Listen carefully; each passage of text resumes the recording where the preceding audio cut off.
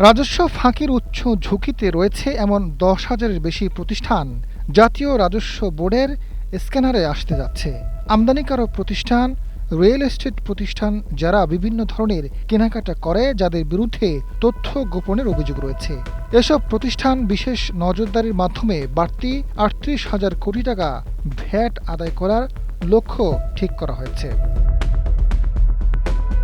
NBR সূত্র বলছে ১০ লাখ টাকার বেশি মাসিক লেনদেন রয়েছে এবং রাজস্বের জন্য ঝুঁকিপূর্ণ তথা কর ফাঁকি প্রবণতা বেশি রয়েছে। এমন প্রতিষ্ঠানগুলোকে এই তালিকার অগ্রাধিকার দেওয়া হচ্ছে।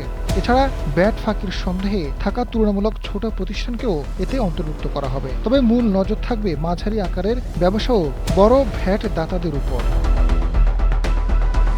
কর ফাঁকি উদ্ঘাটনের মাধ্যমে চলতি বছরে বাড়তি ২৫,০০০ কোটি টাকা আদায় করতে চায় এনবিআরের ভ্যাট উইং। এর বাইরে বড় আকারের ভ্যাট প্রদানকারী প্রতিষ্ঠান বছরে ১ কোটি টাকার বেশি ভ্যাট দেয় এমন ২,০০০ প্রতিষ্ঠানের ফাঁকি উদ্ঘাটনেও বিশেষ অভিযান পরিচালনার পরিকল্পনা নিয়েছে রাজস্ব বোর্ড। এসব করদাতা থেকে স্বাভাবিক আদায়কৃত ভ্যাটের বাইরে বাড়তি ১০,০০০ কোটি টাকা আদায় করতে চায় এনবিআর।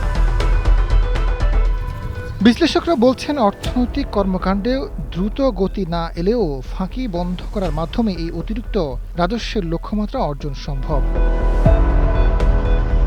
এনবিআরের সাবেক চেয়ারম্যান মোহাম্মদ আব্দুল মাজিদ জানান, অর্থনীতির আকারের কথা বিবেচনায় নিলে প্রযোজ্য সব ভ্যাট সঠিকভাবে আদায় করা গেলে ভ্যাট সংগ্রহ বর্তমান মাত্রার অন্তত দ্বিগুণ হতে পারে।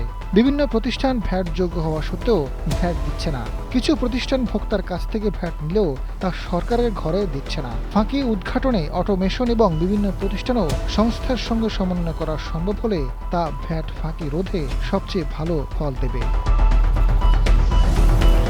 ফারুক, সময়ের আলো।